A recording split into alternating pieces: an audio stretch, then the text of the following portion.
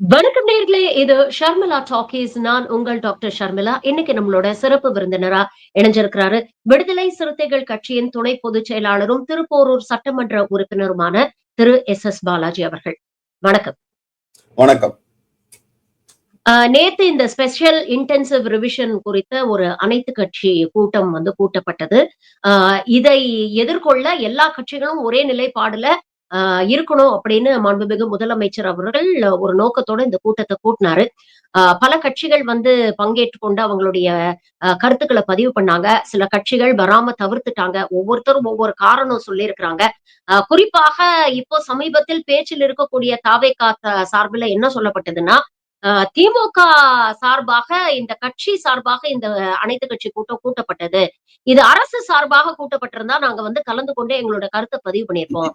திமுக கட்சியா இவங்க இதை கூட்டிட்டாங்க. இது குறித்து கேரளால சட்டமன்றத்துல எப்படி ஒரு தீர்மானம் பாஸ் பண்ணாங்களோ அந்த மாதிரி ஒரு தீர்மானத்தை இவங்க ஏன் பாஸ் பண்ணல? அப்போ இவங்களுடைய உள்நோக்கத்துல எங்களுக்கு சந்தேகம் இருக்கு அப்படிங்கிற ஒரு காரணத்தை சொன்னாங்க. நாம் தமிழரும் வராம தவிர்த்துட்டாங்க. பாமக தரப்புலயும் வராம தவிர்த்துட்டாங்க. எப்படி பாக்குறீங்க? வந்த கட்சிகள் எல்லாம் திமுக கூட்டணியில் இருக்கக்கூடிய கட்சிகள், திமுக ஆதரவு நிலைப்பாடுல இருக்கக்கூடிய கட்சிகள், வராத கட்சிகள் எல்லாம் திமுகவுடைய எதிர்ப்பு நிலைப்பாடில் இருக்கக்கூடிய கட்சிகள், பாஜகவுடைய ஒரு வழிகாட்டுதலுக்காக காத்து கொண்டு இருக்கக்கூடிய அந்த கூட்டணியில் சேரத்துக்கான வாய்ப்புகள் இருக்கா அப்படின்னு எதிர்பார்க்கக்கூடிய கட்சிகள் அப்படின்னு இதை பாக்குறதா எப்படி பாக்குறது? முதல்ல இந்த எஸ்ஐஆர் ஸ்பெஷல் இன்டென்சிவ் ரிவிஷன் சொல்லக்கூடிய அந்த வாக்காளர் திருத்தம் தொடர்பா தமிழ்நாட்டுக்கு அறிவிக்கப்பட்டவுடன் இதை எதிர்க்கல நாம. இது பீகார்ல அறிமுகப்படுத்தப்பட்ட போதே, நடைமுறைப்படுத்த ஆரம்பித்த போதே, ஆரம்பத்திலிருந்தே இந்த எஸ்ஐஆரை நம்ம எதிர்த்துட்டு வரோம். அது முதல் விஷயம். இப்போ எஸ்ஐஆர் அப்படின்னா மேலோட்டமா பார்க்கும்பொழுது இது என்ன ரிவிஷன் தானே, ஒரு திருத்தம் தானேன்னு தோணும். எளிய மக்கள் என்ன நினைப்பாங்கன்னா, இதுல என்ன தப்பு இருக்கு, ஓட்டர் லிஸ்ட்டை சரி பண்றது கரெக்ட் தானே அப்படின்னு நினைப்பாங்க. அது ரொம்ப முக்கியமான ஒரு செய்தி என்னன்னா, இது ஓட்டர் லிஸ்ட்டை ரிவிஷன் கிடையாது, இல்ல திருத்தம் கிடையாது. திருத்தமோ இல்ல விடுபட்டவங்களை சேர்க்கிறதோ அல்லது இறந்தவர்கள் அல்லது வேற இடத்துக்கு இடம்பெயர்ந்தவர்கள மாற்றம் திருத்தமோ கிடையாது. இது முழுக்க முழுக்க புதுசா ஒரு வாக்காளர் பட்டியலே தயாரிக்கிற ஒரு பணி. இது மிக மிக ஆபத்தானது. இப்ப இன்னைக்கு இரவுல இருந்து இன்னைக்கு யாருக்குமே, உங்களுக்கு எனக்கு ஒட்டுமொத்தமா தமிழ்நாட்டில் இருக்கக்கூடிய யாருமே வாக்காளர் கிடையாது. You can't claim to be a voter. இது இன்னும் சொல்ல போனா இந்திய வரலாற்றிலேயே இது முதன்முறையா இருக்கும். ஒரு நாட்டினுடைய எப்படி திடீர்னு பண மதிப்பிழப்பு பண்ணாங்களோ அந்த மாதிரி இன்னைக்கு ஓட்டு மதிப்பிழப்பு பண்ணிட்டாங்க. இப்போ இது ரொம்ப ஆபத்தானது என்கின்ற நிலையில தான் இதை எதிர்க்கிறோம். இது எதிர்க்கிறோம் பொழுது இதுல பொலிட்டிக்கல் ரீசன் கிடையாது. இதுல பொலிட்டிக்கலா ஒரு கட்சி பண்ணுது, இல்ல ஒரு ஆட்சி பண்றாங்க, நமக்கு அதுல மாறுபட்ட நிலைப்பாடு இருக்கு, நாம எதிர்க்கிறோன்றது கிடையாது. இது ஒட்டுமொத்தமா நாட்டிற்கு ஆபத்தானது, இன்னும் சொல்ல போனா ஜனநாயக தன்மைக்கு ஆபத்தானது என்பதால் இதை நாம எதிர்க்கிறோம். அந்த நிலையில தான் இந்த எதிர்ப்பை நாம பதிவு செஞ்சிருக்கோம். இதுல பல கட்சிகள் அழைக்கப்பட்டதை பத்தி சொன்னீங்க நீங்க. பாரதிய ஜனதா கட்சியை இதை கூப்பிட முடியாது. அதிமுக வெளிப்படையா அதுக்கு ஆதரவுன்னு தெரிவிச்சுட்டாங்க. ஆனா இதை எதிர்க்கிறோன்னு அறிவித்த கட்சிகள் திமுக கூட்டணியில் இல்லாத பல கட்சிகள் இருக்கிறன.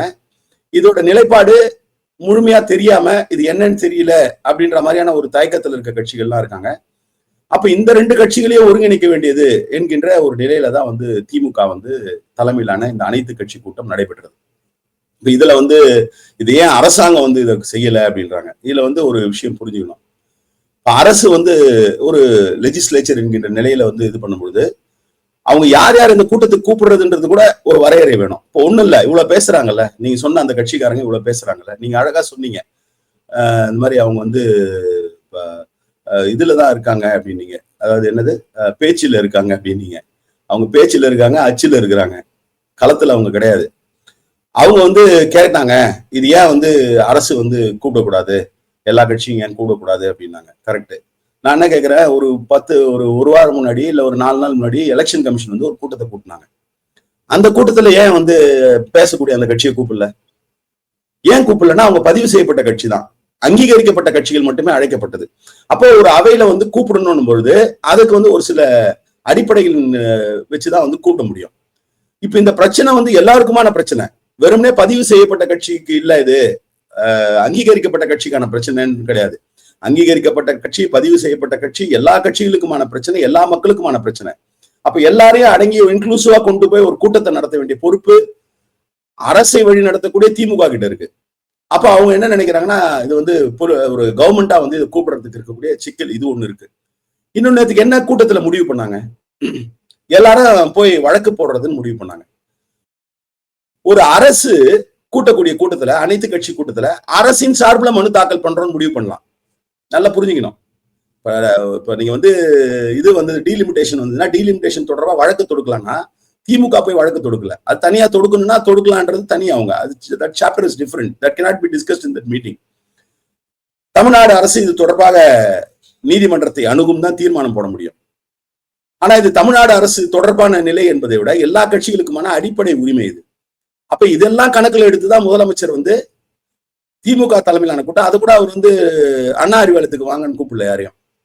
அது ஒரு பொலிட்டிக்கல் கலர் இருக்கும். இது லீட் பண்ணது டிஎம்கேவா இருக்கலாம், பட் இது ஒரு நான் பொலிட்டிக்கலா இருக்கணும்ட்டு தான் ஒரு நியூட்ரல் பிளேஸ்ல வந்து இந்த கூட்டத்தை கூட்டினாங்க.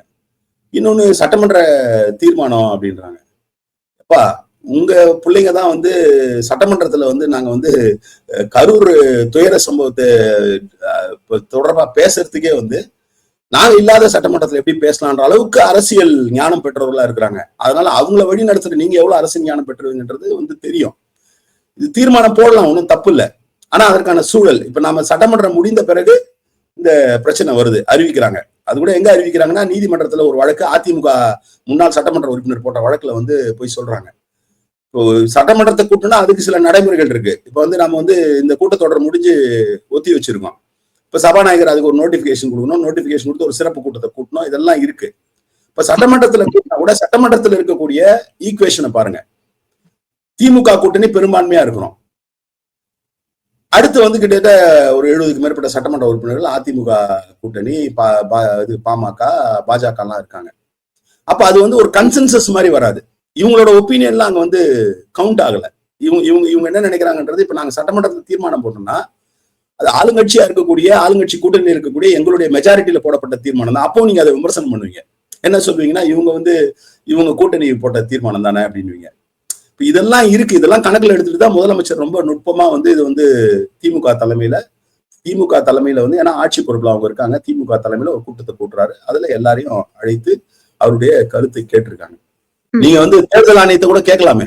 இன்னைக்கு வந்து நீங்க தான் வந்து உங்களோட கொள்கை எதிரி தானே அதை வழி நடத்துறாங்க. உங்க கொள்கை எதிரி வழி நடத்துற தேர்தல் ஆணையத்தை நீங்க கேளுங்களேன். நாங்க பதிவு செய்யப்பட்ட கட்சியெல்லாம் ஏன் கூப்பிடல, நீங்க டிஸ்கஷன் கேளுங்க. இல்ல இந்த மாதிரியான ஒரு நடவடிக்கை எடுத்துட்டு வரீங்களே, ஒரு நடவடிக்கை எடுத்துட்டு வரும்போது தேர்தல் கமிஷன் வந்து நியாயமா என்ன பண்ணும், கன்சல்ட் பண்ணும், ஆலோசித்து இதை கொண்டு வரணும். நீ எல்லாத்தையும் கொண்டு வந்துட்டு எங்களுக்கு தகவல் சொல்ற மாதிரி அங்கீகரிக்கப்பட்ட கட்சியை கூப்பிட்டு இருந்தாங்க. அப்ப இதையெல்லாம் கேள்வி கேட்கறதுக்கு துப்பு கிடையாது, இதையெல்லாம் கேட்கறதுக்கு திராணி கிடையாது. ஆனா பேரளவுல வந்து நாங்க வந்து கொள்கை எதிரி, இந்த எதிரி, அந்த எதிரின்னு மட்டும் சொல்லுவோம். ஆனா போய் ஒளிஞ்சுப்போம். அவங்க வந்து ஏதாவது பண்ணாங்கன்னா அதை நாங்க கேட்க மாட்டோம். ஆனா நாங்க பேசும்போது மட்டும் நாங்க கொள்கை எதிரின்னு சொல்லுவோம். இந்த தேர்தல் ஆணையத்தை கேளுங்க. இது ரெகனைஸ் பார்ட்டிஸ் மட்டும் கூப்பிட்டீங்க. ரிஜிஸ்டர் பார்ட்டிஸோட நலனும் இதுல பாதிக்கப்படுது தானே, எல்லாருடைய நலனும் பாதிக்கப்படுது தானே, எங்களையும் நீங்க கூப்பிட்டுருக்கணுமே அப்படின்னு கேளுங்க, எங்களையும் கன்சல்ட் பண்ணிக்கணும்னு கேளுங்க. அதை விட்டு நியாயமான நிலையில ஒரு கூட்டத்தை நடத்துறவங்களை போய் கேள்வி கேட்கறதுன்றது வந்து ரொம்ப தவறான ஒரு முன்னுதாரணம். நீங்க உங்க தலைவர் டாக்டர் திருமாவளவன் அவர்களோட நேத்து இந்த ஸ்பெஷல் இன்டென்சிவ் ரிவிஷன் சம்பந்தப்பட்ட அனைத்து கட்சி கூட்டத்துக்கு போயிருந்தீங்க. இந்த கூட்டத்துல என்னெல்லாம் டிஸ்கஸ் பண்ணப்பட்டது அப்படிங்கறது ஒரு விஷயம். அதை தாண்டி இந்த கூட்டத்தை புறக்கணித்த கட்சிகளுடைய நோக்கம் என்ன அப்படிங்கறத ரொம்ப வெளிப்படையாக அங்க வந்து உங்களுடைய கட்சி தலைவர் டாக்டர் திருமாவளவன் அவர்கள் போட்டு உடைச்சிருக்கிறாரு. கடுமையான விமர்சனங்களையும் பதிவு பண்ணியிருக்கிறாரு. அதை பத்தி கொஞ்சம் இல்ல. ஆமா, இப்ப இது வந்து இந்த செயல்பாடு என்பது மிக மிக அப்பட்டமா ஒரு எப்பவுமே வந்து ஒரு சில நடவடிக்கைகள் வந்து ஒரு அரசுன்ற பொசிஷன்ல இருந்து எடுப்பாங்க. அதுல வந்து ஒரு அட்மினிஸ்ட்ரேட்டிவ் ஆங்கிள், அட்மினிஸ்ட்ரேட்டிவ் இதுல வந்து நமக்கு சில மாறுபட்ட நிலைப்பாடுகள் கூட இருக்கும். அதை நம்ம வந்து அப்போஸ் பண்ணுவோம். ஆனா இது வந்து முழுக்க முழுக்க வந்து ஒரு அவர்களுடைய அந்த சனாதன ஐடியாலஜியை எஸ்டாப்ளிஷ் பண்றதுக்கான பல்வேறு படிப்படியான வியூகங்கள். அந்த வியூகங்கள்ல ஒண்ணுதான் இந்த எஸ்ஐஆர். நான் முதல்ல சொன்ன மாதிரி ரிவிஷனை யாருமே வந்து நம்ம வேணான்னு சொல்லல. ரிவிஷன் தேவை. சரி, அந்த ரிவிஷன் என்ன இப்பதான் புதுசா பண்ணுதா எலெக்ஷன் கமிஷன்? இல்ல, ஏற்கனவே கடந்த காலங்கள்ல ஸ்பெஷல் சம்மரி ரிவிஷன் SSRன்னு பண்ணுவாங்க. அது என்னன்னா ஒவ்வொரு ஆண்டும் ஜனவரி மாதத்துக்கு முன்னாடி அக்டோபர் நவம்பர்ல ஆரம்பிச்சு, ஏன்னா ஜனவரி 1 வந்து குறியீடா வச்சு புதுசா 18 வயது ஆனவர்களை சேர்ப்பாங்க. அதை விடுபட்டவங்க போவாங்க. இந்த மாதிரி SSR பண்ணிட்டே தான் இருக்காங்க. இப்ப இந்த ஸ்பெஷல் இன்டென்சிவ் ரிவிஷன்ன்றது ஏற்கனவே பண்ணியிருக்காங்க. அந்த ஃபார்மேட்ல அதே நிலையில இதை பண்ணா எந்த பிரச்சனையும் கிடையாது. ஆனா அது கூட இப்ப பண்ணக்கூடாது. ஒருவேளை அதே நிலையில நியாயமான எஸ்ஐஆர் இவங்க பண்றதா இருந்தா கூட this is not the time.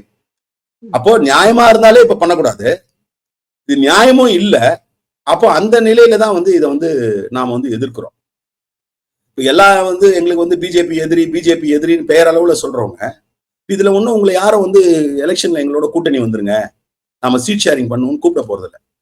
ஒரு சாலிடாரிட்டி காட்ட வேண்டிய ஒரு நிலை இருக்குது. இப்போ உதாரணத்துக்கு வந்து காவிரி நதிநீர் பிரச்சனை வருது, அப்போ கர்நாடகத்துல வந்து எல்லாம் ஒன்னா சேர்ந்து தானே வராங்க.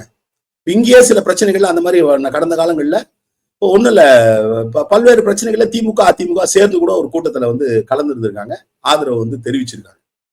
அப்ப இது அந்த மாதிரியான ஒரு தருணம். அதுவும் நீங்க டிக்ளேர் பண்ணிட்டீங்க, நீங்க வந்து எஸ்ஐஆர் வந்து நாங்க அக்செப்ட் பண்றோம்னு சொல்லல, இல்ல எஸ்ஐஆர் பத்தி நாங்க வந்து கன்சிடர் பண்றோம்னு சொல்லல, ஓப்பனா டிக்ளேர் பண்ணிட்டீங்க. திமுகவும் திமுக கூட்டணியில் இருக்க கட்சியும் ஓப்பனா டிக்ளேர் பண்ணிட்டோம் எஸ்ஐஆர் எதிர்க்கிறோன்னு. அப்ப என்ன தயக்கம் உங்களுக்கு? இதுல யார் லீட் பண்றது யார் இது பண்றதுன்னு ஒண்ணும் இது இல்ல. இது we are going to make it. இப்ப நேத்து கூட கூட்டத்துல எஸ்ஐஆர் எதிர்க்கிறதுலயே வந்து எந்த பாயிண்ட்ல எதிர்க்கிறோன்றதுல ஒரு சின்ன வேறுபாடு இல்ல, வந்து அதுல வந்து முழுமையான பார்வை வந்து சில பேருக்கு இல்லாம இருக்கலாம், அது ஒன்றும் தவறு கிடையாது. அப்ப வந்து நம்ம வந்து எனக்கு எங்க கட்சிக்கு முழுமையான பார்வை இருக்கு அப்படின்ட்டு எங்க கட்சியோட முழுமையான பார்வையின் அடிப்படையில் தீர்மானம் ஏற்றப்படலை. இது பற்றி முழுமையான பார்வை அல்லது வந்து இதை வந்து இன்னும் வந்து தெளிவு பெறணும்னு நினைக்கிறவங்க கூட எஸ்ஐஆர் வந்து வேற சில கோணங்கள்ல எதிர்க்கிறாங்க. அப்ப ரெண்டு பேருடைய கருத்தையும் கிளப் பண்ணி ஒரு காமனா தான் ஒரு தீர்மானம் போட்டிருக்கோம். அப்போ நீங்க இதுல வந்து கலந்து கொண்டு இதுல வந்து உங்களுடைய ஆதரவை வந்து எஸ்ஐஆர் வந்து எதிர்க்கக்கூடிய நிலைப்பாடை வந்து உறுதிப்படுத்திருக்கணும். ஏன் உறுதிப்படுத்தலைன்னா, உங்களுடைய எஜமானராக தான் தலைவர் எழுச்சி தமிழர் சொன்னார், அவர்கள் எல்லாம் பாஜகவுக்கு ஆதரவாளர்கள் என்பதை வெளிப்படுத்தி இருக்கிறார்கள், அவ்வளவுதான். நீங்க அங்க வர்றதுனால ஒரு பக்கம் பேசிட்டாங்க, அப்ப இது வந்து எல்லாமே ஒப்புக்கு பேசுறது, நாங்க வந்து இதை எதிர்க்கிறோம் அதை எதிர்க்கிறோம். ஏன்னா மக்கள் கிட்ட வந்து ஆதரவு மனநிலை எங்க இருக்குன்னு உங்களுக்கு தெரியுது. இப்ப எந்த பொலிட்டிக்கல் பார்ட்டியாவது மக்கள் விரும்பாத ஒரு விஷயத்த சப்போர்ட் பண்ணுவாங்களா? பண்ண மாட்டாங்க. அப்போ நாங்க எஸ்ஐஆர் எதிர்க்கிறோம்னா மக்களோட மனநிலையை பிரதிபலிக்கிறோம் போது அந்த பெனிஃபிட்டை அவங்களும் அனுபவிக்கணும். அதே நேரத்துல உண்மையா இருக்கக்கூடாது. இப்ப மாநில உரிமைகள் பேசுவோம் நாங்க, ஆனா மாநில உரிமைகளுக்காக நாங்க வந்து எதுவுமே பண்ண மாட்டோம். நீட் எதிர்ப்பு நாங்க பேசுவோம், ஆனா நாங்க வந்து கேட்டா வந்து நீங்க வந்து 49 எம்பி வச்சிருக்கீங்கன்னு, ஒரு வாதத்துக்கு வந்து 39 எம்பி வச்சிருக்கீங்க இல்ல 40 மொத்தமா சேர்த்து வச்சிருக்கீங்கன்னு, ஒரு வாதத்துக்கு 545 பேர்ல வந்து நீங்க 40 பேர் வச்சிருக்கிறவங்களால சாதிக்க முடியும்னா 234 70 எம்எல்ஏ வச்சிருக்காங்க, நீங்க சாதிக்கலாமே எது வேணா இங்க இந்த ஆட்சியில. அப்ப இந்த மாதிரி டெமோக்ரஸியை வந்து புரிஞ்சுக்கிட்டும் புரியாத மாதிரி எல்லாம் பேசக்கூடிய நிலையில வந்து இவங்க எல்லாம் இருக்காங்களே தவிர, ரொம்ப சிம்பிளா எங்க தலைவர் எழுச்சி தமிழர் சொன்னது போல பாஜக அவனுடைய ஆதரவு நிலைப்பாடுல அவருடைய கோபத்திற்கு ஆளாகக்கூடாது என்கின்ற நிலையில இந்த கூட்டத்தை தவிர்த்திருக்கிறார்கள். அவ்வளவுதான், சோ சிம்பிள். தலைவர்கள் பேசின முக்கியமான இன்னொரு விஷயம் என்னன்னு பாத்தீங்கன்னா, இது வாக்குரிமை அப்படிங்கிற தாண்டி குடியுரிமையை பறிக்கக்கூடிய இல்ல அது மேல கை வைக்கக்கூடிய ஒரு விஷயமாக இத வந்து பேசியிருக்கிறாரு. இந்த புரிதல் வந்து எல்லா கட்சிகளுக்கும் இருக்குன்னு நீங்க நினைக்கிறீங்களா? அப்படி குடியுரிமை பறிக்கப்படும் அப்படின்னா, யாருடைய குடியுரிமை எல்லாம் இன்னைக்கு வந்து கேள்விக்குறி ஆக்கிறதுக்காக தமிழ்நாட்டுல இந்த எஸ்ஐஆர் நடத்தப்படுகிறது? திடீர்னு பாஜக களத்துல இறங்கி இப்படி ஒரு செக் வைக்க வேண்டிய ஒரு காரணம் என்ன? இது அவசர கதியில் பண்ண வேண்டிய ஒரு நோக்கம் என்ன? இதனால யார் யாரும் பாதிக்கப்படுவாங்க? இப்ப இந்த நான் சொன்னது மாதிரி இந்த எஸ்ஐஆர் தொடர்பான ஒரு புரிதல், இது வந்து குடியுரிமை தொடர்பான ஒரு நடவடிக்கை அப்படின்றது வந்து நான் அதனாலதான் முதல்லயே சொன்னேன், எல்லோருக்கும் இதுல வந்து நிறைவான புரிதல் இருப்பதற்கான வாய்ப்பு இல்லை, புரிஞ்சுப்பாங்க. அதே மாதிரி இப்ப இந்த எஸ்ஐஆர் ஃபார்மேட்டை நாம எதிர்க்கிறோம் அப்படின்னு ஒண்ணு சொன்னேன், பதிவு பண்ணேன். ஏன்னா இன் ஜெனரல் ரிவிஷன் வந்து நம்ம வந்து சப்போர்ட் பண்ணலாம்.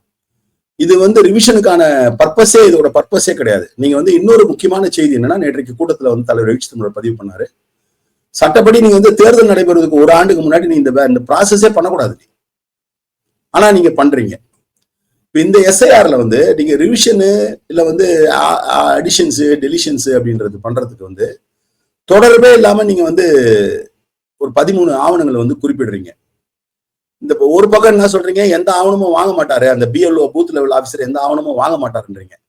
அதுல என்ன சொல்றீங்க, ஏற்கனவே 2002-4 ரோல்ல இருந்தவங்க வந்து இருந்தாங்கன்னா அவங்க வந்து ஒன்றும் தேவையில்லை, அவங்களுக்கு அதுல இருந்ததுனாலே அவங்க வந்து வந்துடலான்றீங்க. அப்ப அதுல இல்லைன்னா என்னன்றவங்களுக்கு தான் வந்து நீங்க 13 ஆவணங்களை கொடுக்குறீங்க.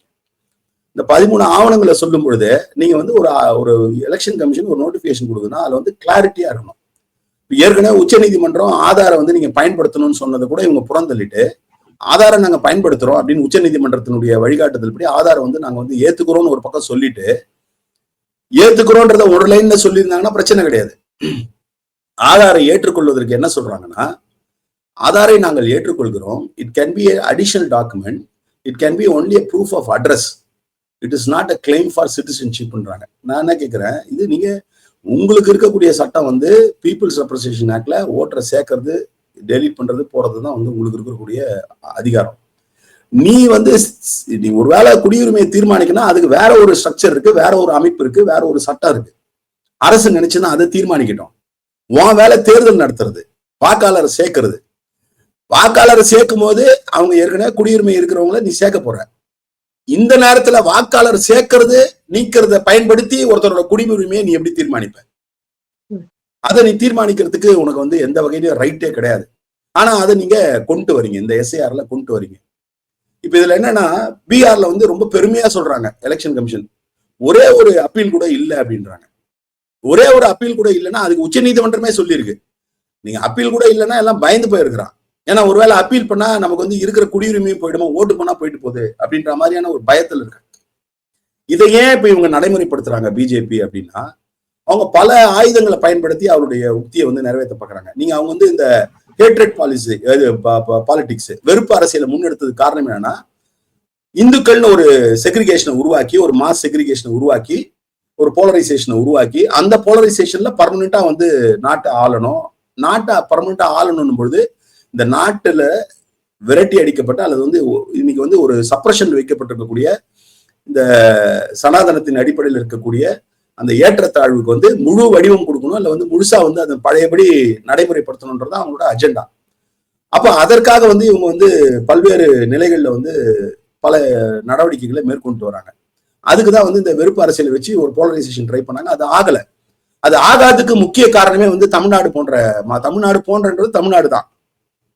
இங்க இப்போ போன எலெக்ஷன்ல கூட நாம தான் வந்து இந்தியான்ற கூட்டணி கட்டமைக்கிறதுக்கான அடிப்படையா இருக்கும். அவங்க வந்து ஐடியாலஜிக்கலா எடுக்கிற ஒரே இடம் வந்து தமிழ்நாடு. அப்ப இவங்க பார்த்தாங்க அந்த போலரைசேஷனுக்கு இவங்க வேட்டு வைக்கிறாங்க. அப்ப போலரைசேஷன் பண்ணாம வந்து நம்ம வந்து எப்படி வந்து தேர்தலில் வந்து போலரைஸ் பண்ணி நம்ம மெஜாரிட்டி ஆகணும்.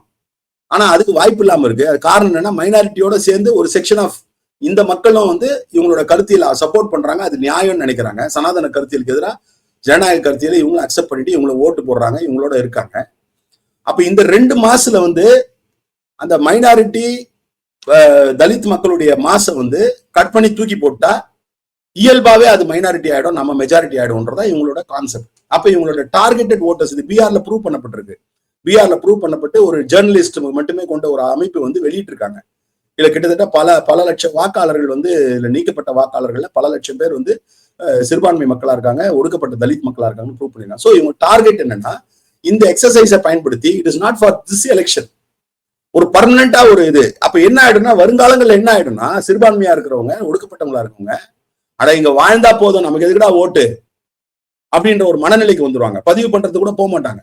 இப்பவே இதுல பதிவு பண்றதுக்கான பல சிக்கல்கள் இருக்கு. 3 தடவை வருவாங்க ஆபீஸ்ன்றாங்க. இப்ப இன்னொரு சட்டப்பூர்வமான நிலையம் இருக்கு. ஆக்சுவலா கான்ஸ்டிடியூஷன்ல வந்து இந்த அடல்ட் சஃபரேஜ்னு சொல்லக்கூடிய ஆர்டிகல் 326ல ரொம்ப தெளிவா சொல்லப்பட்டிருக்கு.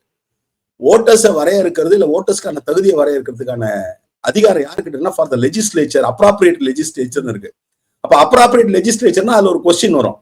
வெறுமனே வந்து ஸ்டேட் லெஜிஸ்லேச்சர்னா வந்து மாநில அரசுன்னு வந்துடும், யூனியன் ஆர் ஸ்டேட் லெஜிஸ்லேச்சர்னா ஒன்றியம் இல்ல வந்து மாநிலம் வந்துடும். அப்ராப்ரியேட் லெஜிஸ்லேச்சர்ன்றாங்க. லெஜிஸ்லேச்சர்னா it doesn't mean only the assembly, it can also be the parliament. அப்ப அப்ராப்ரியேட்னா அதுல என்ன இன்டர்பிரேஷன் கொடுக்குறாங்கன்னா, இந்த மாதிரியான விஷயங்களை கொண்டு வரும்பொழுது ஓட்டர்ஸ் தீர்மானிக்கிறதுக்கு இந்த கண்டிஷன் கொண்டு வரும்போது there should be a consultation with the legislature அப்படின்றாங்க. அந்த மாதிரி நடவடிக்கை எதுவுமே இவங்க ஈடுபடல. அப்போ 2 விஷயம். ஒண்ணு, இவங்க செய்யறது எல்லாமே கான்ஸ்டிடியூஷனுக்கு அகைன்ஸ்ட் ஆனது. இந்த கான்ஸ்டிடியூஷனுக்கு அகைன்ஸ்ட் ஆன இந்த முயற்சியில பாஜக ஈடுபடுவது என்பது இந்த தேர்தலுக்கு என்பதை விட நிரந்தரமாக அவருடைய சனாதன அரசியலை, சனாதன கோட்பாட்டை நிறுவுவதற்கான ஒரு வழிமுறையை கையாளுறாங்க. இதை எப்பொழுதும் போல விடுதலை சிறுத்தைகள் கட்சி போன்றவை, திமுக போன்றவை நாங்க வந்து முன்னாடி புரிஞ்சுக்கிறோம். இவங்களோட இன்டென்ஷனை புரிஞ்சுக்கிறோம். இது தப்பு அப்படின்றது வந்து எந்த அளவுக்கு தப்புன்னு நாங்க புரிஞ்சிருக்கோம். ஏதோ ஒரு அளவுக்கு தப்புன்னு சில பேர் புரிஞ்சிருக்காங்க. ஏதோ ஒரு அளவுக்கு தப்புன்னு புரிஞ்சுக்கிற கூட வச்சுட்டு இதை வந்து எதிர்த்துட்டு இப்ப பீகார பொறுத்தவரைக்கும் பார்த்தீங்கன்னா, இந்த ஸ்பெஷல் இன்டென்சிவ் ரிவிஷன் அப்படிங்கிறத அவங்க தொடங்கும் பொழுதே ஏகப்பட்ட எதிர்ப்புகள் வந்தது. இதை எதிர்த்து பல பொதுநல விரும்பிகள், பல கட்சிகள் வந்து சுப்ரீம் கோர்ட் வரைக்கும் போனாங்க.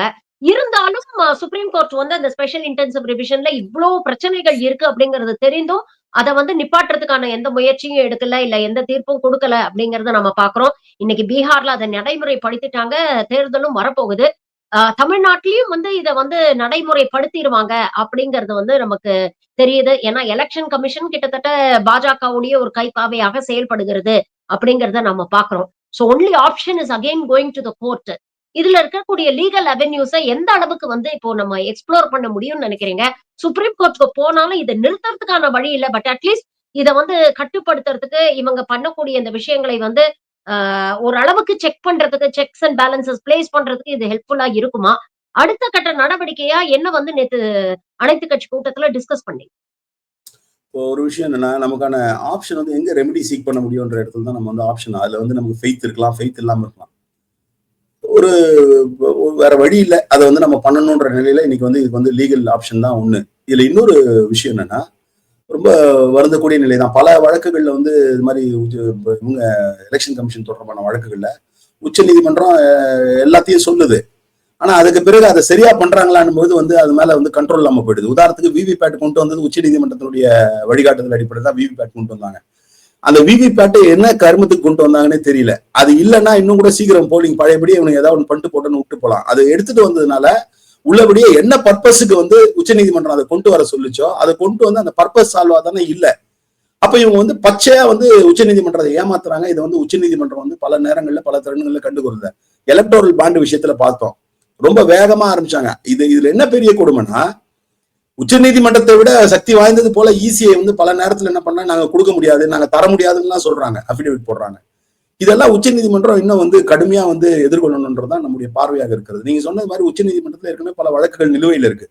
விடுதலை சிறுத்தைகள் கட்சி தலைவரான எழுச்சி தமிழர் கட்சியின் தலைவர் என்கின்ற முறையில வந்து தாக்கல் செய்த வழக்கு கூட நிலுவையில் இருக்கு.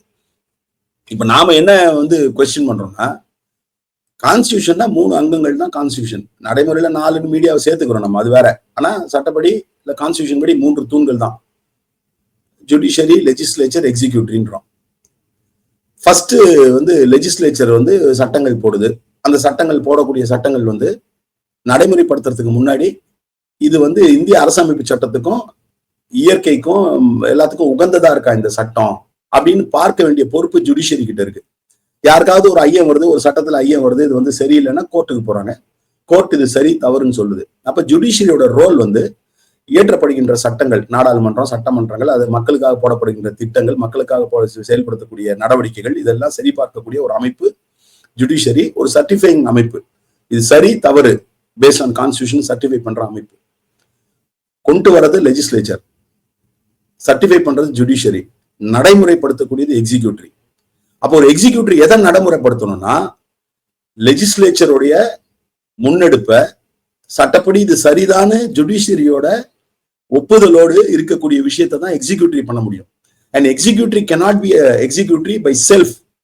அவர்களாகவே நாங்கள் இதை செய்கிறோம் என்று எந்த அமைப்புக்குமே அதிகாரம் கிடையாது. தன்னிச்சையான அமைப்பு என்றாலும் கூட அவர்களுக்கு அந்த அதிகாரம் கிடையாது. தன்னிச்சையான அமைப்புனா அவங்க அரசை கடந்து கான்ஸ்டியூஷன் சொல்றதை செய்யணும். அப்ப கான்ஸ்டியூஷன் 326ல சொல்லுது லெஜிஸ்லேச்சர் கன்சல்ட் பண்ணுன்னு சொல்லுது அடல்ட் சஃபரேஜுக்கு. அப்போ நீ லெஜிஸ்லேச்சரையும் கன்சல்ட் பண்ண மாட்ட, ஜுடிஷியரியோட ஒப்புதலுக்கும் காத்து இருக்க மாட்ட. ஜுடிஷியரி கிட்ட அவங்களோட பார்வையில இருக்கு, இது சரியா தவறான்னு ஒரு எக்ஸாமின் பண்ணிட்டு இருக்காங்க. என்ன அவசரம் உனக்கு? யார் நீ? அப்போ உனக்கு யார் இந்த அதிகாரத்தை கொடுத்தது? எலெக்ஷன் கமிஷன் யார் இந்த அதிகாரத்தை கொடுத்ததுன்னா, அப்போ எக்ஸிக்யூட்டிவ் லெஜிஸ்லேச்சர் என்ற பேர்ல இருக்கக்கூடிய கான்ஸ்டியூஷனுக்கு அகேன்ஸ்டா இருக்கக்கூடிய இந்த அரசு கொடுக்கக்கூடிய தைரியத்தின் அடிப்படையில் இதை செய்றீங்க. அப்ப இதெல்லாம் நீதிமன்றத்துல கொண்டு போய் கேட்க வேண்டிய நிலையில இருக்கும். அதுதான் வந்து இப்ப வந்து நம்ம நீதிமன்றத்தை நாடுறோம், உச்ச நீதிமன்றத்தை நாடுறோம். ஒரு நம்பிக்கை என்ன இருக்குன்னா, உச்ச நீதிமன்றம் வந்து இதெல்லாம் வந்து கணக்கில் எடுத்துக்கொண்டு நான் சொன்னது மாதிரி பல விஷயங்கள் இருக்கு. இதோட நுட்பமான விஷயங்கள், நுணுக்கமான விஷயங்களை திமுக வழக்கறிஞர் தரப்புல முன் வச்சாங்க, எங்க கட்சியோட வழக்கறிஞர்களும் பல நுட்பமான விஷயங்களை முன் வச்சிருக்காங்க. இதையெல்லாம் வந்து வைத்துக்கொண்டு நீதிமன்றத்துல ஒரு நம்பிக்கையோடு போறோம். அதே நேரத்துல நீதிமன்றத்துல வந்து நமக்கு சாதகமான தீர்ப்பு வரும் அப்படின்ற நிலையில வந்து நாம வந்து விட்டுவிட முடியாது. அப்ப இதுல வந்து தீவிரமா வந்து கட்சிகள் வந்து கவனம் செலுத்த வேண்டிய தேவை இருக்கிறது. அதனாலதான் இந்த விஷயத்தை இப்ப நீங்க வந்து நாங்க இவ்வளவு பேசணுவாங்க அந்த கூட்டத்துல. தலைவர் எழுச்சி தமிழர் வந்து எல்லா முதலமைச்சர் அவர்களுக்கும் எல்லா கட்சி தலைவர்களுக்கும் ஒரு அப்பீல் ஒரு கடிதத்தை கொடுத்திருந்தா. அந்த கடிதத்தை மிக தெளிவா குறிப்பிட்டிருந்தார். என்ன குறிப்பிட்டிருந்தானா, இங்க கலந்து கொள்ளக்கூடிய அல்லது வந்து இங்க கலந்துகள்னா கூட வந்து இதற்கு ஆதரவு தெரிவிக்கக்கூடிய கட்சிகள் அனைவருக்கும் இந்த எஸ்ஐஆர் பற்றிய ஒரு வகுப்பை எடுக்க வேணும். இதை வந்து நம்ம எப்படி டேக்கிள் பண்றது, இவ்வளோ மோசமான சூழலை எப்படி நம்ம டேக்கிள் பண்றது அப்படின்ற ஒரு நிலை இருக்கிறது. அதை வந்து கொண்டு போகணுன்றோம். இப்ப இதுக்கு அடுத்த கட்ட நடக்குமா நீங்க சொன்ன மாதிரி வெறுமனே வழக்கு கிடையாது, மக்களை போய் சந்திக்கணுன்ற. மக்களை போய் சந்திக்கிறதுல என்னன்னா, நீ கூடின கட்சிகள் எல்லாமே ஒன் பாயிண்ட்ல தான் கூடியிருக்கும். இப்ப இன்னும் நீங்க சொன்னீங்க திமுக கூட்டணி இல்லாத கட்சிகள் வந்திருக்காங்க, தேமுதிக வந்தாங்க, எஸ்டிபிஐ கூட திமுக கூட்டணியில இல்ல. அவங்க போன எலெக்ஷன் வந்து ஏடிஎம்கே கூட்டணியில தான் இருந்தாங்க, எஸ்டிபிஐ வந்தாங்க, நிறைய கட்சிகள் வந்திருக்காங்க. அப்போ இவங்க எல்லாரும் ஒரு பாயிண்ட்ல சேர்ந்திருக்கோம், என்னன்னா எஸ்ஐஆர் எதிர்க்கிறதுன்ற பாயிண்ட்ல சேர்ந்திருக்கிறோம். இப்ப இது எந்த அளவுக்கு எடுத்துட்டு போகணுன்றது அவங்க தீர்மானம். இப்ப நாங்க ஒத்த கருத்துடைய கட்சியா இருந்தா நேற்றுக்கே ஒரு போராட்டத்தை கூட அறிவிச்சிருக்கலாம். அதுதான் முதலமைச்சர் சொன்னாரு, ஒத்த கருத்துடைய கட்சிகளை கொண்டு போய் ஒரு போராட்டத்தை அறிவிப்போம் அப்படின்ற மாதிரி பேசியிருக்காங்க. அது வெகு விரைவில் வந்து அது நடைபெறும். மக்கள் களத்துக்கு மக்களிடம் கொண்டு போய் சேர்க்க வேண்டிய பணியை ஒரு பக்கம் செய்வோம். அதற்கு முன்னாடி சட்ட ரீதியான போராட்டங்களை முன்னெடுப்பதற்கான நிலை தான் வந்து இந்த வழக்கை தொடுப்பது. ஏதோ ஒரு வகையில இதை தடுத்து நிறுத்துவோம் என்ற நம்பிக்கையில் இருப்போம். தடுத்து நிறுத்த முடியவில்லை என்றாலும் கூட எஸ்ஐஆரை தகர்த்தெறிவதற்கான அனைத்து பணிகளையும் இந்த கூட்டணி கண்டிப்பா செய்யும்.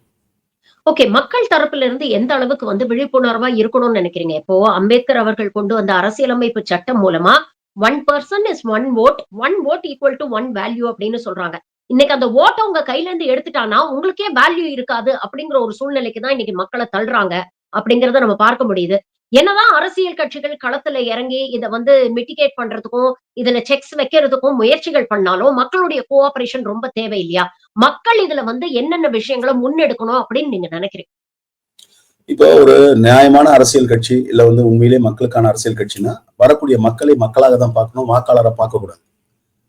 நாங்கெல்லாம் அப்படிதான் வந்து வளர்க்கப்பட்டிருக்கோம் தலைவர் எழுச்சி தமிழரால, அப்படிதான் நாங்க பாக்குறோம். ஆனா எங்களுக்கே என்ன மாதிரியான அனுபவம் வரும்னா, சில பேர் வருவாங்க, ஏதாவது ஒரு கோரிக்கையோட வருவாங்க. வரும்பொழுது என்ன சொல்லுவாங்கன்னா, உங்களுக்கு தாங்க நாங்க ஓட்டு போட்டோம்னுவாங்க. இப்போ நான் வந்து அவங்க எனக்கு ஓட்டு போட்டாங்களா போடலையான்னு பாக்குற நிலையில இல்ல, அப்படிப்பட்ட ஒரு கட்சியில இருந்து வரல, அப்படிப்பட்ட ஒரு தலைவர் என்ன வந்து வளர்த்து எடுக்கல. ஆனா அவங்களுடைய மைண்ட் செட் என்ன இருக்குன்னா, இந்த ஓட்டாலதான் நமக்கு மரியாதையே இருக்குன்றத வந்து அவங்க எளிய மக்கள் புரிஞ்சிருக்காங்க. அவங்க எதுக்கு அதை சொல்றாங்கன்னா, நான் உங்களுக்காக ஓட்டு போட்டிருக்கேன் போது உன்னை தேர்ந்தெடுக்கக்கூடிய அல்லது உங்களை கவர்ன் பண்ணக்கூடிய ஒரு அதிகாரம் என்கிட்ட இருக்கு அப்படின்றத வந்து அவங்க அந்த மாதிரியான ஒரு தொனியில சொல்லல, அந்த மாதிரியான ஒரு சொல்ல, அந்த மாதிரியான ஒரு புரிதல்ல வந்து அவங்க இருக்காங்க. உண்மை அதுதான். இன்னைக்கு ஏன்னா வாக்காளரை பார்க்கக்கூடிய அரசியல் கட்சிகள் வந்து அவங்களை அப்படிதான் மதிக்குது. அவங்களுக்கு கொடுக்குற மரியாதைன்றது, அவங்களுக்கு கொடுக்கக்கூடிய மதிப்புன்றது, அவர்கள் வந்து மக்கள் அவங்க வந்து நாம வந்து அவங்களுக்கு வந்து சம மனிதர் என்கின்ற நிலையில அவங்களுக்கு மதிப்பு கொடுக்கணும்னு யாரும் பாக்குறது இல்லை. நான் சொல்றது வந்து ஓட்டு பாலிடிக்ஸா பாக்குறவங்க. அப்போ அவங்களுக்கு இருக்கக்கூடிய அந்த மதிப்பே வந்து அந்த வாக்குன்னும் பொழுது அந்த மதிப்பையும் களவாடக்கூடிய நிலையில வந்து பிஜேபி எலெக்ஷன் கமிஷனை வச்சுட்டு பண்ணாங்க அப்படின்னா, ஏற்கனவே இங்க சமூக சூழல நான் பேசின மாதிரி கருத்தியல் அடிப்படையில் சனாதன கருத்தியலுடைய ஆழமான வேறுன்றது இப்ப நீங்க எதனால வந்து நீங்க வந்து ஒடுக்கப்பட்ட மக்களை சிறுபான்மை மக்களை கொஞ்சமாவது மதிக்கிறான்னு நினைக்கிறீங்க? இந்த சனாதன சக்திகளா இருக்காங்க இல்ல வந்து சமூகத்துக்கு எதிரான சிந்தனை கொண்டவங்க எதுக்கு மதிக்கிறான்னு நினைக்கிறீங்க? இந்த ஒரு ஓட்டு தான் மதிக்கிறான், இதுக்குதான் மதிக்கிறான். அப்போ பிஜேபியினுடைய இன்டென்ஷன் அதுவும், நீங்க உங்களுக்கு எல்லாம் ஓட்டு இருக்கவே தானே உங்களெல்லாம் வந்து நாங்க வந்து ஐடியாலஜிக்கலா வந்து உங்களை வந்து நாங்க வந்து பார்க்க வேண்டியதா இருக்கு. அதை புடுங்கி தூக்கி போட்டோம்னா நீ ஒண்ணும் இல்லைல்ல. அப்ப இதுதான் இதுல இருக்கக்கூடிய மிகப்பெரிய ஒரு ஆபத்து. நமக்கு என்ன பெரிய வியப்பா இருக்குன்னா, புரட்சியாளர் அம்பேத்கர் கான்ஸ்டிடியூஷனல் டிபேட்லயே வந்து இந்த மாதிரி ஒரு காலகட்டம் வந்ததுன்னா எலெக்ஷன் கமிஷன் வந்து ஆளுங்கன்ற ஒரு கட்டவர்களுக்குள்ள அடங்கி போயிடும்னு சொல்லியிருக்காரு. இது சமீபத்துல வந்து ஒரு உச்ச நீதிமன்ற தீர்ப்புல இதை குறிப்பிட்டு வழங்குறாங்க. எந்த கேஸ்ல வழங்குறாங்க அப்படின்னா, உச்ச நீதிமன்றத்துல தேர்தல் ஆணையரை யார் தேர்ந்தெடுப்பது என்கின்ற வழக்குல சொல்றாங்க உச்ச நீதிமன்றம். அதை கோட் பண்ணி சொல்றாங்க. சொல்லிட்டு உச்ச நீதிமன்றம் என்ன சொன்னாங்க, 3 பேரை போடுங்க, ஒண்ணு தலைமை நீதிபதி போடுங்க, பிரதமரை போடுங்க, எதிர்கட்சி தலைவர் போடுங்க, இல்ல எதிர்கட்சி தலைவருக்கு வந்து ஒரு குறிப்பிட்ட எண்ணிக்கை இல்லைன்னா எதிர்கட்சி தலைவர் கிடையாது. போன வாட்டி கூட யாரும் எதிர்கட்சி தலைவர் இல்லை, அது இங்கே கூட எதிர்கட்சி தலைவர். அப்போ நாடாளுமன்றத்துல அதிக பாராளுமன்ற உறுப்பினர்களை கொண்ட, ஏன்னா அந்த சூழல வந்து தீர்ப்பு பாராளுமன்றத்துல அதிக எண்ணிக்கையில் கொண்ட கட்சி தலைவர் போடுங்கன்னு சொல்லி சொல்றாங்க. ஆனா அப்படி பண்ணல மோடி அரசு. அப்போ இன்னைக்கு ஆபத்தே என்னன்னா, இன்னைக்கு நாம வந்து ஒரு அரசியல் பேசுறோம், ஓட்டு அரசியலை கடந்து சமூக அரசியல் ஒண்ணு பேசுறோம், சனாதனத்தை எதிர்த்து நாம வந்து ஒரு அரசியல் பேசணும். இந்த சனாதனத்தை எதிர்ப்பதுல ஒரு முக்கிய பங்கு வகிக்கக்கூடிய இந்த வாக்குரிமை, நான் சொல்ற கருத்தியல, சமத்துவ கருத்தியல்ல ஏற்பு இருக்குதோ இல்லையோ, அதை வந்து ஏற்பு இருக்கிற மாதிரி வெளி புறச்சூழல காட்ட வேண்டிய கட்டாயம் ஒருத்தனுக்கு வருது. ஏன் வருது அப்படின்னா இந்த ஓட்டுனால வருது. அப்ப இந்த ஓட்டை தூக்கி பிடுங்கி போட்டீங்கன்னா, நான் சொல்ற கருத்தியல ஒப்புக்கு கூட அவன் அக்செப்ட் பண்ண மாட்டான். நான் சொல்ற கருத்தியல் நியாயமான கருத்தியல், மனிதத்துக்கான கருத்தியல் அப்படின்னா கூட அவன் ஒத்துக்க மாட்டான். அதை நடைமுறைப்படுத்த மாட்டான். காட்டு மிராண்டி மாதிரி சாதிய மதவாதத்தை கட்டுண்டு கிடப்பான். இதுதான் அவங்க விரும்புறாங்க. இதைத்தான் பிஜேபி RSS விரும்புறாங்க. அதற்கான ஒரு நகர்வு தான். இதெல்லாம் மக்களிடத்துல கொண்டு போய் சேர்க்க வேண்டிய பெரும் பொறுப்பு இருக்கிறது. நான் முதல்ல குறிப்பிட்டது மாதிரி மீண்டும் மீண்டும் உங்களை போன்றவர்களும் சமூக அக்கறையோடு இருக்கக்கூடிய எல்லாரும் ஒரு விஷயத்த பதிவு பண்ணணும். ரிவிஷனா இருந்தா பிரச்சனையே கிடையாது. இது வந்து புதுசா ஒரு வாக்காளர் பட்டியலை தயாரிக்கிறாங்க. அதற்கு எந்த அதிகாரமும் கிடையாது எலெக்ஷன் கமிஷனுக்கு. மிக மிக இது வந்து கட்சிகள் சம்பந்தப்பட்டது, திமுக சம்பந்தப்பட்டது, விசிகே சம்பந்தப்பட்டதெல்லாம் கிடையாது. உங்களுடைய உரிமை பறிப்பாக போறது. உரிமை பறிப்பாக போகுதுன்னும் போது வெறும் வாக்குரிமை அல்ல, உங்களுடைய வாழ்வுரிமை பறி போய்விடும் அப்படின்றத வந்து நம்ம கொண்டு போய் சேர்க்க வேண்டிய நிலை இருக்கிறது. ஒரு tough task ahead. But as usual இந்த மாதிரியான டஃப் சிச்சுவேஷன்ஸை பார்த்து அதுல மீண்டு வந்திருக்கக்கூடிய மாநிலமாக தமிழ்நாடு இருக்கிறது. மீண்டு வந்தவர்களாக தமிழ்நாட்டை சார்ந்தவர்கள் இருக்கிறோம். நிச்சயமா இதுல இருந்து மீண்டு வருவோம். பல விஷயங்களை இன்னைக்கு எங்களோட பகிர்ந்துட்டீங்க. உங்கள் நேரத்துக்கும் கருத்துக்களுக்கும் மிக்க நன்றி. Thank you very much for join.